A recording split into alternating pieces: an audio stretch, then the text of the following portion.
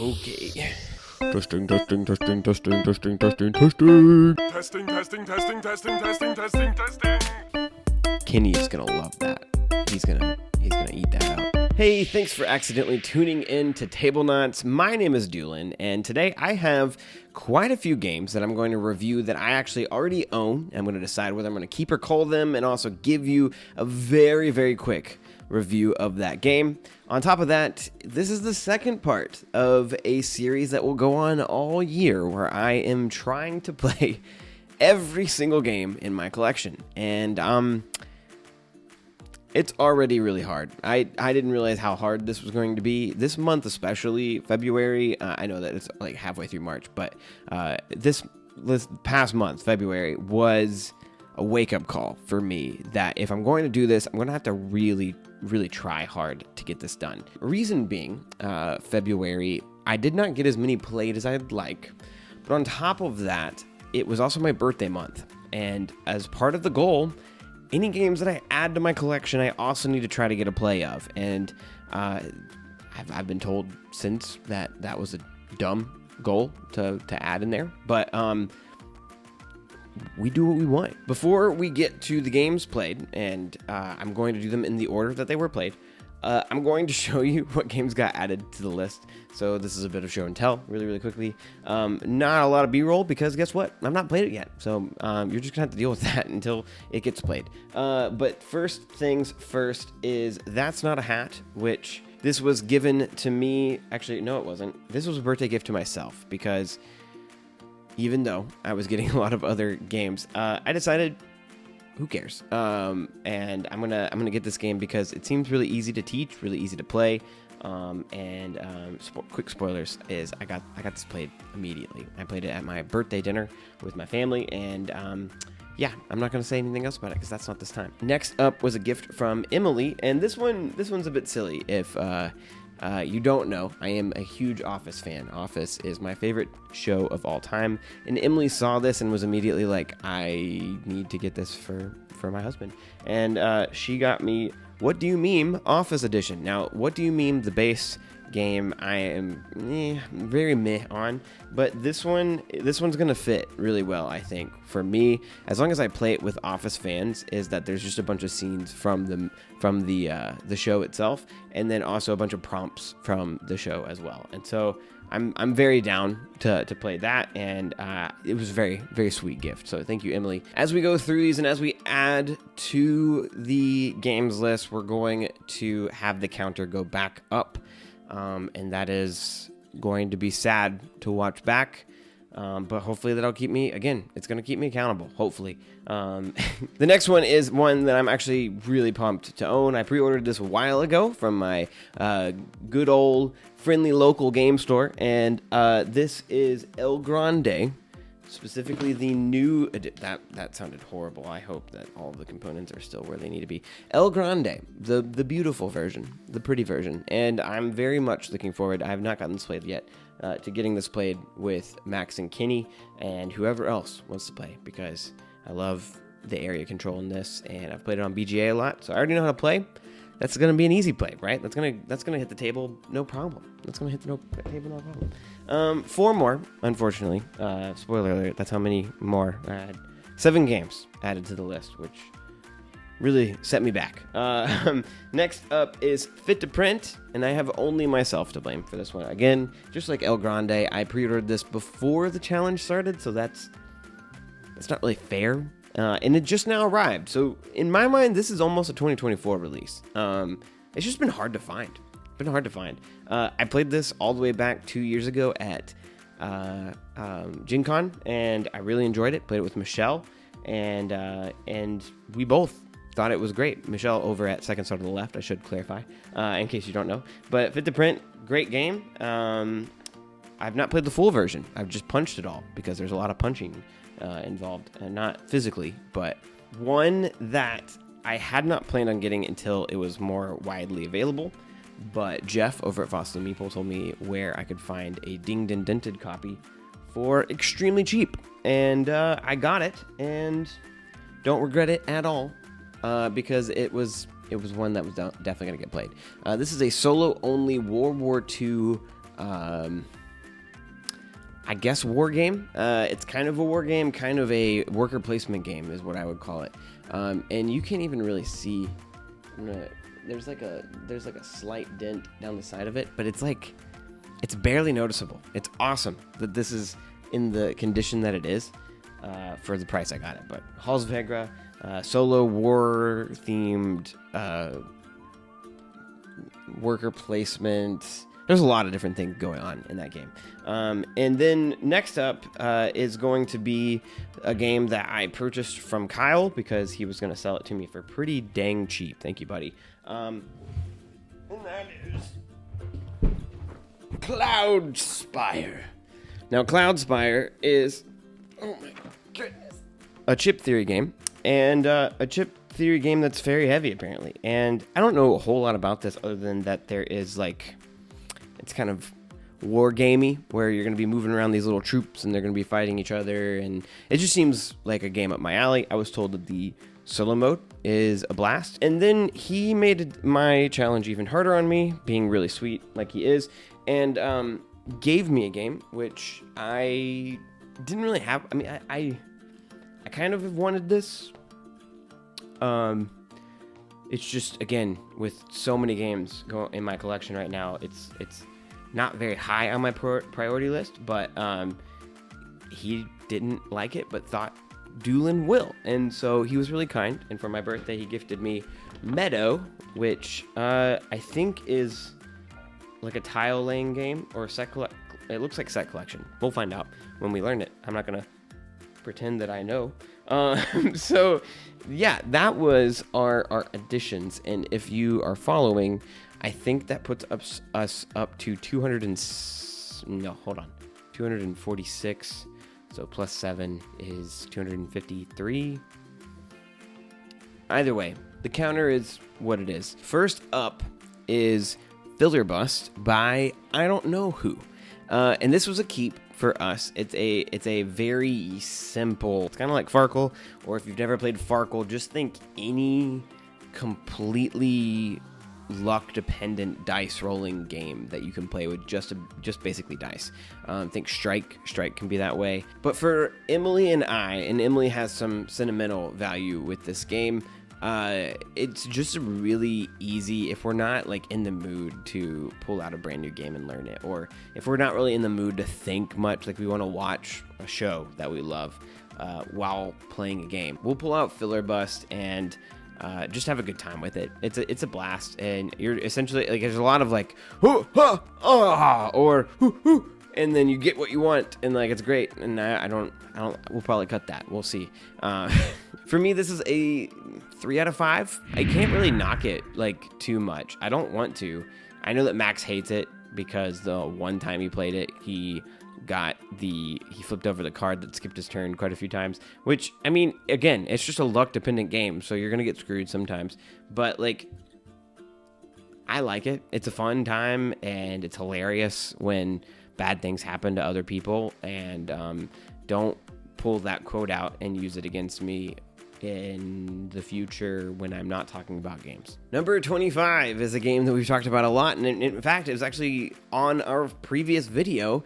I covered the expansion. This is why we played this game this month, and that is Veiled Fate by Ivy Studios, and this is 1000% a keep for me. In fact, the Tribunal expansion, if you watch that video, is a must-have for me as well. We're not going to play Veiled Fate without it in the future. We're going to use at least one of the modules in it because it just adds like a ton of goodness to the game. This is a 5 out of 5 from me. If you didn't know that already, or you think that I'm just like shilling because of the expansion coming out and them giving it to us to cover, know that I already loved Veiled Fate. 2 years ago, it was my game of the year because this little deduction-y game that is like overproduced is just such a fun time. For me, there's just not been a bad play in my mind. There's always been moments of excitement, and that last little bit where everybody reveals who they are is just super exciting. But Veiled Fate, incredible game. I love it. Go watch our previous video if you haven't already. And then, I mean, just know that Veiled Fate's going to stay in my collection a long time. It's a 5 out of 5. Easy keep. Number 26 was a game actually sent to us by Button Shy in January, and I finally got it played in February, and that is Food Chain Island. And I give this a 3.5 out of 5. It's a very simple solo game.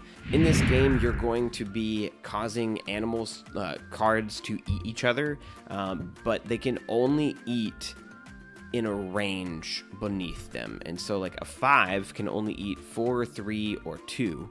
A 6 can only eat 5, 4, or 3.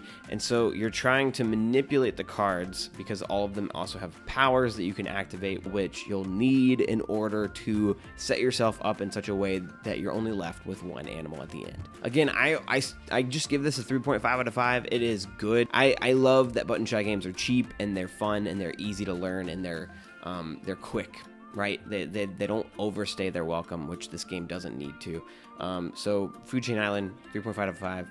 Keep for now, but it's just hard to call the Button Shy games. Like, why would I need the extra? Like, what kind of space am I working with where Button Shy games are needed to be called? Next up is Imperium Legends by Osprey Games, and this is tough because this is a game that needs multiple plays, and I've played two-handed against myself to learn the game, and then I played the true solo mode. But even then, like, there are multiple civilizations that I've not gotten to play as yet, and so it's a little difficult to rate right now. I will say, for me, based off of the plays that I've gotten so far, this is a 4 out of 5, and so this is a great game. It's just I think I need to play it more. I need to see more that the game has to offer. For some people, I know that this is a very polarizing game. People either love it or they hate it, and I really want to teach Max and Kenny how to play this because I think this could be a game that all three of us get really into, but we need that time. My 28th game that I own, that I got played this year, was Terraforming Mars Ares Expedition, which... this is a theme, I know, but this is a keep as well. This is by Stronghold Games, and for me, the reason that I would want to keep this is because of the solo mode. I don't think that really, like, I think that Max and Kenny would like this, not love it. But for me, it's a really, really good puzzle and interesting game to play by yourself. And on top of that, I got one of the expansions. I have I think it's called Crisis, which I've heard is just a really, really fun solo experience, and I'm pumped to go back to this. It's a engine builder, there's engine building. There is not really tile placement, even though there's tiles on the board. It's engine building. You're trying to get cards, and you're playing cards a la like Race for the Galaxy, where you're choosing the phase that you'll activate, whether it's drawing cards, whether it's playing a certain color of card for its ability, or using your resources to do things on Mars that will get you more points. And this is a really tough solo mode because your goal by the end of a certain number of rounds is to have completely terraformed Mars, and it's just really difficult. I've done it once out of like 6 or 7 times, and I think there might be some things that I'm just missing, but either way, Terraforming Mars Ares Expedition, really fun and really great little game to pull out whenever I have a spare hour to spend by myself. So that is number 28, 4 out of 5 for it, in case I didn't say that already. Great game. And number 29 is Explorers of the Woodlands, which this is from the Woods Studio. I actually backed this on Kickstarter, and this was one of those that I got a little bit burnt on. Not that it was a bad game, but it's definitely not a game for me, and so this is my first call on the February list. I give it a 2.5 out of 5. It is just okay. And in case you don't know what it is a extremely cute, almost like Root looking art dungeon crawler for up to 4 players, up to 4 players. And this almost mimics, but with less cool things, Tiny Epic Dungeons, which is a game that I also backed on Kickstarter and got all of. And immediately as I was playing this, I realized, Yeah, this is like dumbed down tiny epic dungeons, and I think this would be great for families who want to play a cooperative dungeon crawler game that your kids can learn just a little bit more than what they're getting from other types of board games that they're playing early on. But it's not for me, and it's not for Emily, and it's not going to be for Max or Kenny, and so doesn't need to stay in my collection. Number 30 that I've gotten played was a game called Movie Mind, which is a keep for now. The reason that it is a keep is that it is a really lightweight, fun game for people who know movies. Emily and I love to go through just together, not even in a competitive way, these cards where the whole goal after you've given a card to somebody is you have this like answer sheet, and it asks questions based off of the movies on the card. The movies are not just explicitly told on the card. The art points you to the directions of the possible movies that will be the answers to these questions, and you just have a certain amount of time to answer as many of those questions as possible. And Emily and I love this. We pull this out as a fun little like after dinner game every once in a while. For me, this is a 2.5 out of 5, and the reason is I don't like the rules as is. Emily and I heavily homebrew this game, and I don't think I should reward it for how I play it, if that makes sense. Like I'm gonna judge it based off of what it comes with, and so it's a 2.5 out of 5. And that leads me to number 31, which is also a very chill game that Emily and I got played that same night, called Oh Really. And this is a keep because I don't have very many. Actually, I don't think I have any until Emily gave me What Do You Meme of this style game, where I don't have any of these games in my collection except for this one, and I think this is the best version of, I'm going to call it the apples to apples formula, where one person gives a prompt and you have to try to guess like what their answers are, or what they are going to pick. And in this one, it's the 2-player version is like a dating mode, which is cool. The whole idea behind it is that you're going to put out these 6 different topics, and they can range from going camping to eating goldfish to smelling a fresh cut lawn. There's so many different kinds of things. It's very odd, but you'll have all of these out, and I think it goes up. It's 1 to 5, and one player, and specifically the dating mode, has to put their cards out in the way that they would rank them. And then the other player, after that person is done, will do that, but answering it for the other person, thinking, like, how do I think Emily's going to answer this? And for me, it's neat because I learn something new about Emily every time we play. I'll think that I'll think confidently that she's going to put him out this way, and then we'll reveal and I'll be like 1 or 2 off, and that will throw the whole list off, and it's like, oh, whoa, you think this is better than this? Really? And then that just causes cool conversations to happen. Another way to play this is a compatibility dating mode, which is cool. So you could take this on like a first date, which, unless the person's into board games, I don't know if I would recommend. For me, this is a 3 out of 5. These types of games really are dependent on the people playing. But I think this, like, the artwork is cute, and the way that this is made is the best version of this type of game. So this is why it's a keep for me. Number 32 played is Dice Miner by Atlas Games, and this is an easy keep for me. This is a 4.5 out of 5. It is such a good little dice drafting and dice manipulation game, and I would even throw in the word set collection in there, because you're trying to collect certain dice to like pair well with each other, but all of them do unique things. And it's a really good game for both non-gamers and gamers alike, which I love to have in my collection. I love to have a game that I can pull out and play with Max, Kenny, and Emily, or play with people who we have invited over who have barely played games ever. And this is an exciting little game with catch-up mechanics, because there's these little dice that have mugs of beer on them, and you throw those at other players. You choose who you're going to roll it at, and you say cheers, and you get a really awesome drafting effect where you get 2 dice, and they don't even have to be where they normally are for you to pick from. And then that person that you rolled the dice at is going to get an extra dice. And so you, as a player, when you have those dice, you want to use them, and you want to give the dice, obviously, to the people who are not beating you, unless they're the bad dice. On top of that, this game just ramps up incredibly well. It's one that at the beginning of the game you're rolling like 6 dice, and by the end of the game you're rolling like 18, and you're manipulating them, and it's so good. It's very good. If you've not played this game, it is slept on, I think, by a whole lot of people. Dice Miner, incredible game.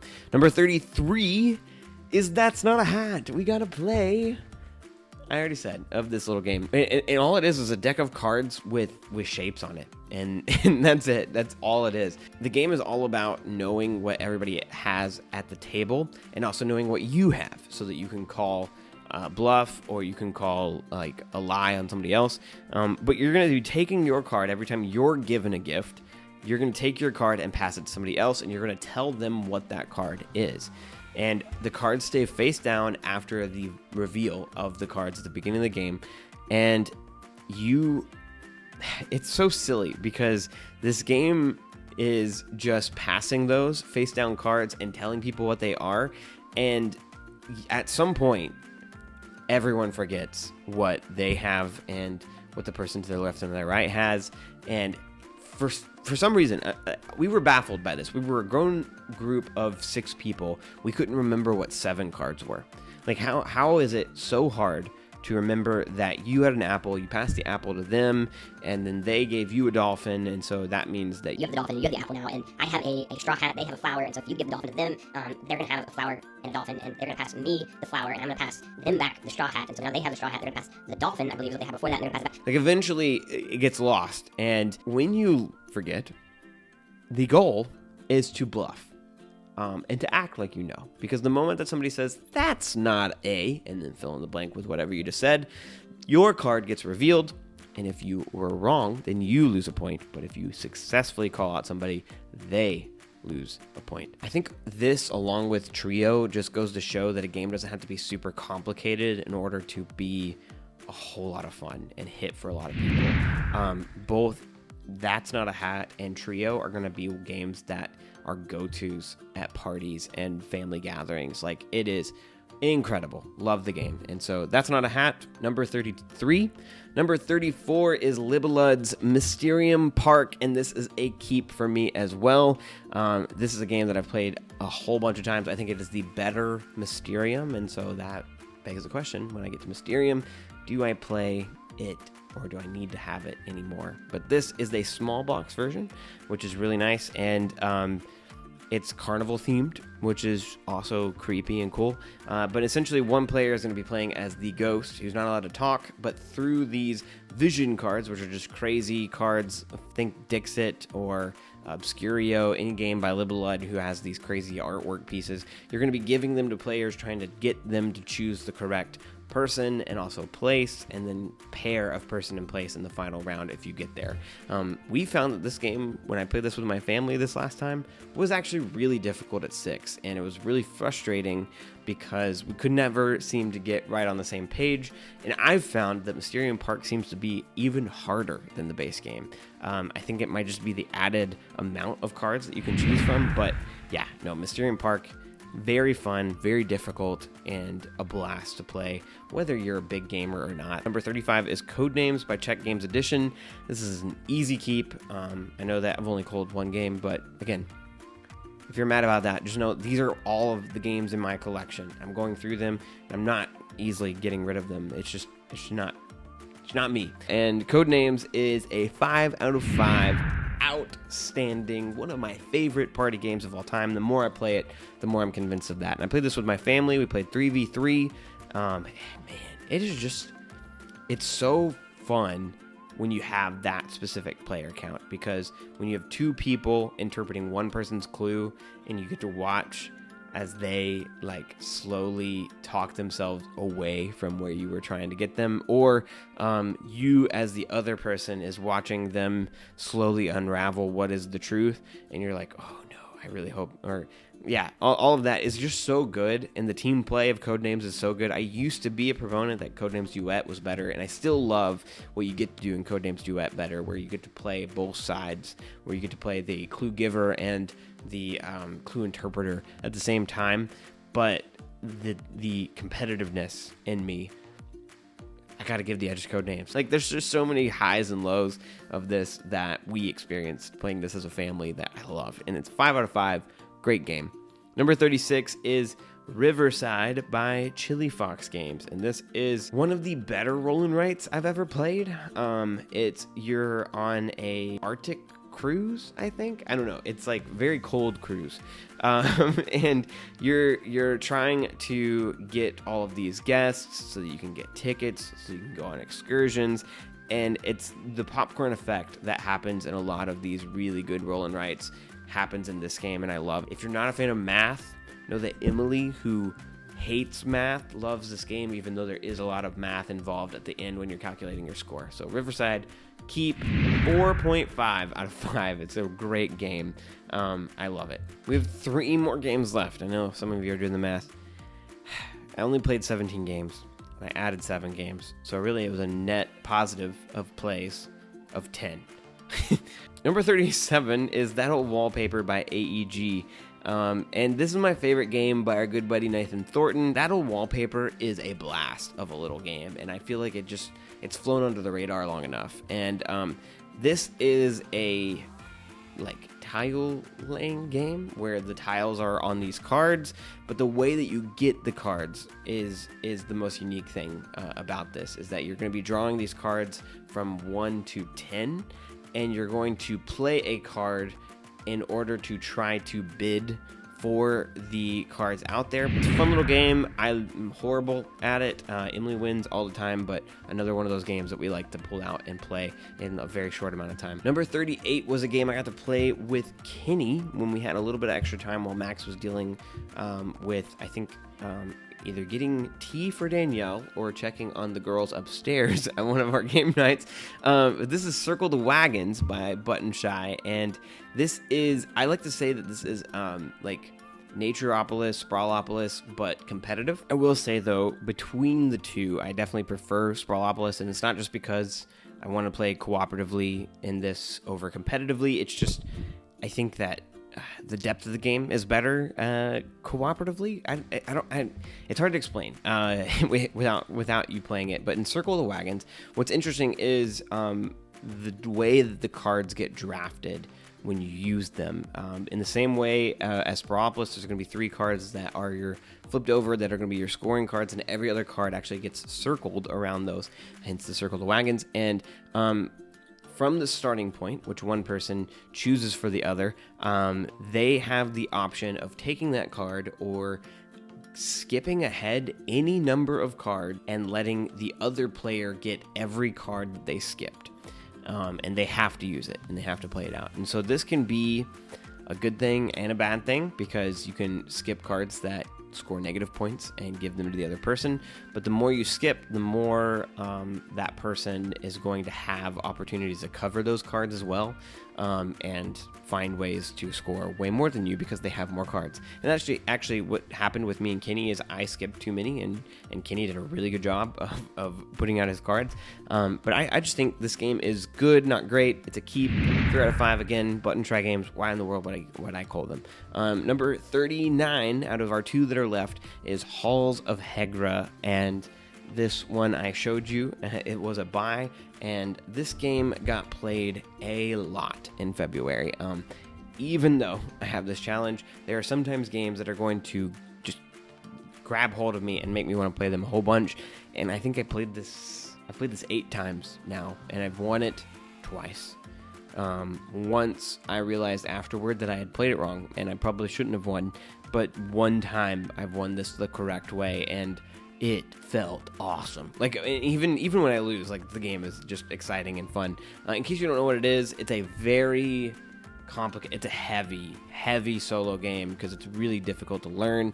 But once you've learned it, it's one of those that, like, it flows and all of it kind of makes sense. It's just, there's a lot to remember. You play these Norwegian volunteers who are like freedom fighters essentially in World War II against Nazis, and they have overwhelming odds against them, and that theme hits really, really well, where the game is a lot about digging up your worker placement spots, where you have to send troops to dig out the things that you want to be able to use against the forces that are pouring in constantly and injuring you, and like hurting your supplies and destroying your stuff. And this game is brutally hard, but every time it's exciting, and it doesn't feel terrible when you lose, because you know that's a pretty big possibility when you first start. You just want to last as long as you can, and hopefully last through that last siege and meet the victory condition. But Halls of Hegra is an incredible solo game. It is flying up my my top games, and it is a 5 out of 5 easy. But well done for this designer, who I don't know if he's really done anything else. And if you can find a copy, which I know is really difficult, and you're into solo games and you're into like World War II themed stuff, this is a must try. It's really, really good. And then lastly, that leads me to a game I played with Emily at the very end of the month, which was Azul by Next Move Games. This is a keep as well, and a 4.5 out of 5. So great game, near perfect for what it is. And it's a simple tile drafting game about trying to score the most points, and also can be really mean when you take what the other person needs and leave them with a whole lot of tiles that they can't place, which count as negative points against them. But this is a beautiful little game, and has been in my collection for at least 3-4 years now, and will continue to get plays because it's great at 2, it's great at 4. I love it. It's very easy to teach to people, and it's very fun to play with people who are really good at it. But Azul, great. And that is the end of our plays for February. That is 17 plays, 7 ads, unfortunately, so 10. And that puts me at 14.4%. 14.4% of my collection, which realistically I need to be around 16.7%. So not too far behind, but again, this was a kick in the tail. If I'm really gonna get this challenge done, I need to buckle down. So that is it for February. If one of these games stood out to you more than the others, let me know down in the comments which was your favorite, and let me know if you think, is Duolin going to do this by December? Do you believe, now that we've gotten 2 months in and we're already behind?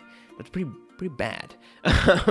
But we're gonna do our best. Anyway, thank you guys so much for watching. If you've made it this far in the video, please check us out wherever else we are, which is Instagram. It's also Discord. It's also where you can check out our podcast, like on Spotify. Like, we have a lot of stuff going on. And this next month's going to be a lot of fun. So I would love for you guys to follow us and make sure that you can keep up with us. So anyway, see you guys next time. Bye.